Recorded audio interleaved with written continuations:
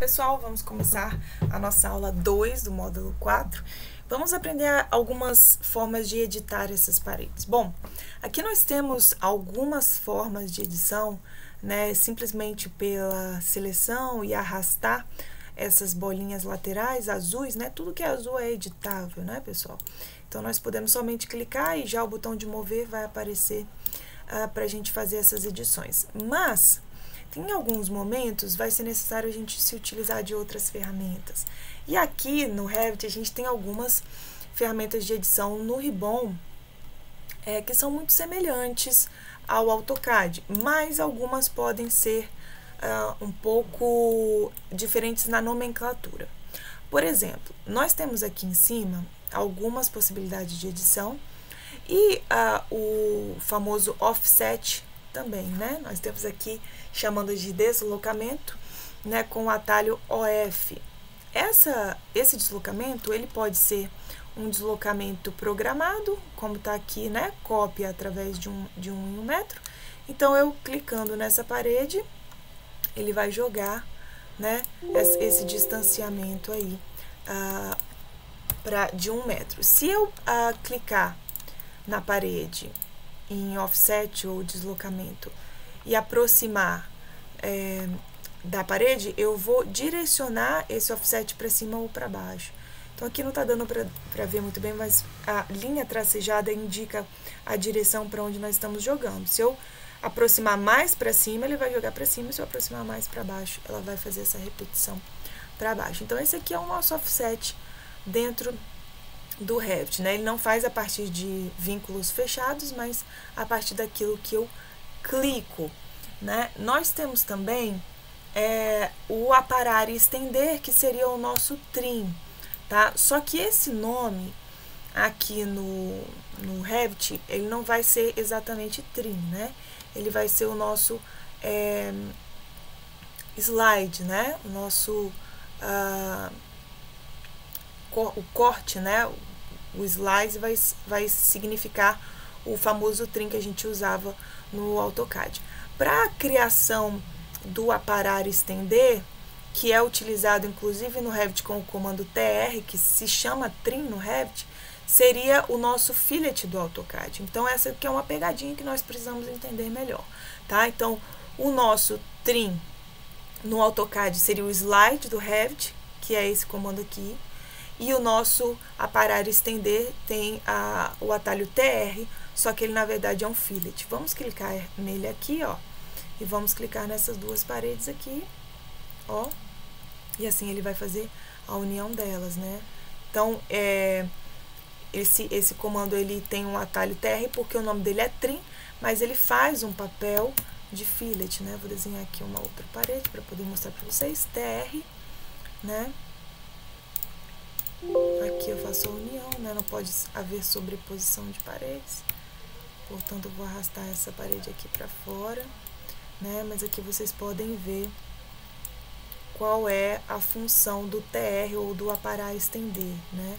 Aparar e estender em português, mas no Revit ele vai ser chamado de fillet, né? A criação dessa espécie de esquina, né? Digamos assim. Então, TR junta as duas esquinas aqui, por exemplo. Tá? Aqui na diagonal também seria o mesmo, TR, não preciso apertar o Enter, e ele já faz essa junção. Então, o split seria o que? O split, que é esse slicezinho aqui, seria a função do trim no AutoCAD. Então, eu posso dividir, subdividir essa parede onde eu quiser. A cota temporária vai me indicar qual é a distância que eu estou dividindo. E a partir dessa divisão, eu já tenho duas bolinhas azuis onde eu posso editar, arrastar ou até mesmo colocar na cota temporária qual é o distanciamento que eu quero entre elas, tá bom? Eu também posso usar o slide com uma divisão de distância previamente calculada, por exemplo, se eu quiser aqui de 10 em 10 centímetros, né? Lembrando sempre que nós estamos trabalhando em metro, o intervalo da junta 0,1. Então, onde eu clicar, ele vai fazer um buraquinho de 10 centímetros, tá? Isso aqui também pode ser muito útil na hora que a gente estiver criando muros, né? Com aberturas, ou então a criação aí de pontos intervalados aí de de paginação de piso, né, muretas abertas, cercas, né, esse tipo de coisa a gente pode fazer aqui com esse slide, o dividir com distância. O alinhar nós já conhecemos, né, a L, é só clicar, né, no destino para onde eu quero levar, né, a minha parede, e depois eu clicar na origem de onde eu quero que ele se encaixe. Então a L, eu clico no meu destino, clico na face da parede para que eles juntem. Vocês vejam que eu não apertei a L novamente quando eu cliquei na parede, né? Ele não foi automaticamente. Então eu preciso clicar em alinhamento múltiplo para que isso aconteça. Aí sim eu vou poder clicar na origem e clicar em várias paredes para que esse alinhamento aconteça, sendo avançando ou retrocedendo. Eu também tenho o comando Move, que pode ser acessado tanto por aqui, né, selecionar depois o objeto, depois que eu desejar movê-lo, ou eu posso simplesmente selecionar o objeto. Aqui eles estão travados por causa do distanciamento que eu já criei, né? Então vamos usar uma outra parede aqui, por exemplo, né? Cliquei no mover. Ou eu posso simplesmente selecionar e me aproximar da parede, que ele vai fazer a parede movimentar, né? Aqui, como estamos falando de parede, ele nem ativou, né? Ele já é automaticamente ativo no momento que eu seleciono a parede. Ele vai ser mais usado para mover objetos, né? Objetos que não aparecem a setinha de mover, por exemplo, né? Aqui também, como eu tenho enfaixada já o mover automático, ele também não vai aparecer aqui. Copiar, né? O Ctrl+C, Ctrl+V ele sempre pode ser utilizado, selecionar Ctrl+C, Ctrl+V, e aí eu posso usar minha linha de referência, né? Minha linha tracejada para indicar a direção para onde eu quero mover essa parede, ou eu posso copiar também através do offset, né? O elemento de deslocamento aqui, fazendo essa cópia. Ou eu também, eu posso selecionar o objeto, clicar no Ctrl, segurar o Ctrl, né? E assim, quando eu mover a parede, eu vou estar copiando, criando uma nova parede, tá? Rotacionar é só eu selecionar e clicar aqui no botão de rotacionar, escolher um eixo, né? Ele vai me indicar aí o eixo a partir do qual eu vou começar a minha rotação, justamente para eu poder dizer qual é o ângulo que eu quero. Aqui, por exemplo, 60. Aí eu sei exatamente que a parede rotacionou esse tanto, né? Então, se eu apertar aqui de novo, né, para voltar aqui, ó, eu sei que eu tenho que voltar, né, mais 60 para ela voltar ao normal, né? O que eu voltei só 30. Então, o movimento de rotacionar, seleciona, rotaciona, seleciona, indica, né, a partir de qual eixo que você quer rotacionar, digita o número, no caso aqui 30, e aperta o Enter. O espelhamento também é muito interessante. Aqui nós temos eixos, né? Então eu vou criar para vocês uma possibilidade de espelhamento de todas essas paredes que estão desse lado de cá, ó.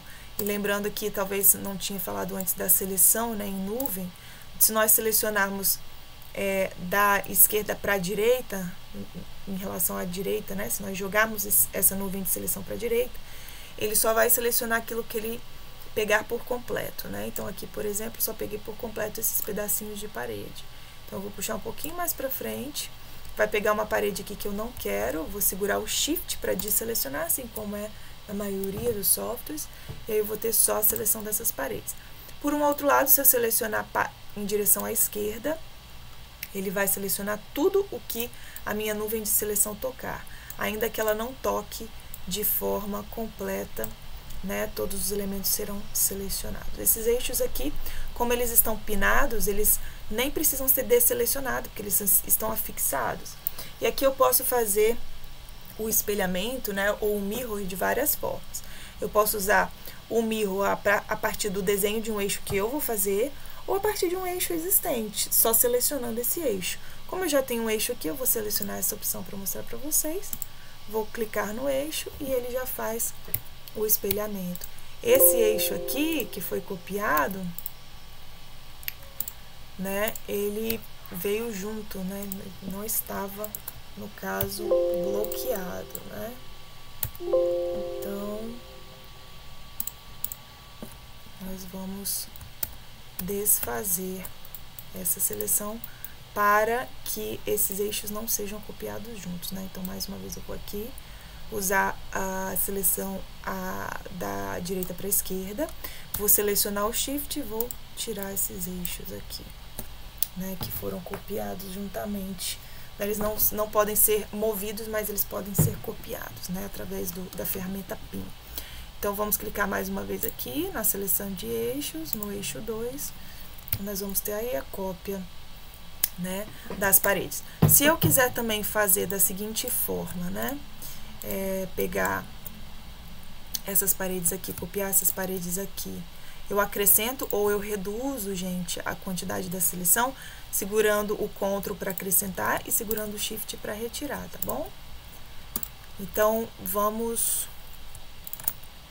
dizer que eu quero fazer o espelhamento, mas eu não quero copiar, eu quero tirar essas paredes daqui, é só desmarcar a opção copiar aqui, ó, tá? E eles são enviados para lá,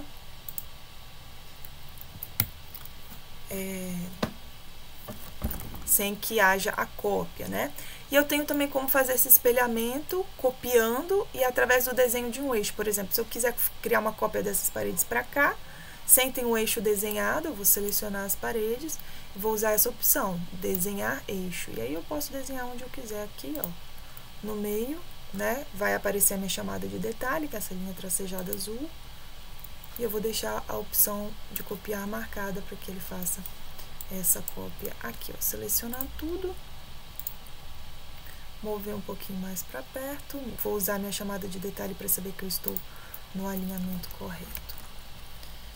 Beleza? Então, esse foi o espelhamento, o mirror, né? Nós também podemos escalar, né? Nós temos a opção de escalar e nós podemos também fazer o aparar e estender múltiplo. Talvez possa ser útil, né? Que é o mesmo que a gente faria com o extend de uma forma um pouquinho diferente aqui no Revit. O aparar e estender múltiplo, né? É esse que você seleciona a linha, né, de destino, onde você quer mandar o extend, né, e aí você vem em nuvem em todas as paredes aqui e elas serão enviadas para o seu destino. Aqui, por exemplo, gente, a todo momento vocês ficaram escutando esse barulhinho aqui, né, do lado, exatamente essa caixa aqui me avisa que algumas paredes estão sobrepostas. O Revit até permite que elas estejam, mas ele me mostra, né, na cor alaranjada, onde elas se encontram, para que eu possa realmente confirmar se é isso mesmo, né, ou se eu faço a edição, a alteração dessas paredes, né, porque pode ser alguma questão de design que o Revit não identifica, mas nesse caso não, é erro mesmo, tá bom? Então, acho que ficamos aqui nas ferramentas de edição. Nós vamos fazer na próxima aula uma edição sobre as camadas superficiais das paredes, tá bom? Então, vou excluir essas daqui que já foram criadas, selecionando tudo em nuvem, da esquerda para a direita, então só aquilo que eu pego por total que é selecionado. E na próxima aula nós vamos falar sobre as superfícies das camadas das paredes, né? Como fazer essas camadas que se relacionam, né, com a parte construtiva e com a parte de acabamentos das paredes. Até a próxima aula, então, o módulo 4 de paredes.